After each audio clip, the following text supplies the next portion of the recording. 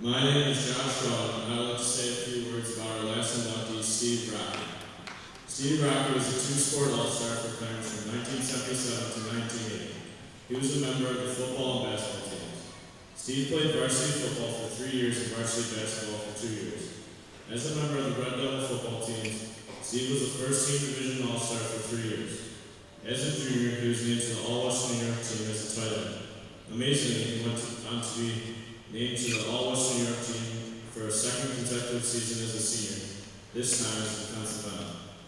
These honors, as well as his character, make Steve an excellent inductee to the Athletic Hall of Fame class of 2009.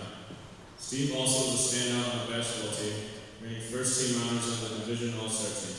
Known for his defense and rebounding skills, Steve had a very successful career on the basketball court. After an outstanding career in the Canadian Football League, Steve came back to his alma mater and coached many seasons with his longtime friend and present coach, Mark Lair, and the JV football team. His knowledge of the game, as well as his passion that he put in on the defensive side of the ball, was instrumental in forming the foundation of a great football program.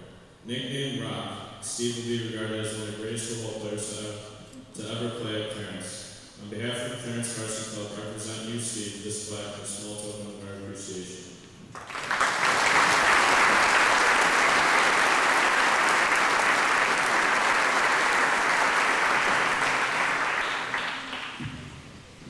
I didn't trust myself with winging, so I'm going to thank the Varsity Club for this award, for organizing this event.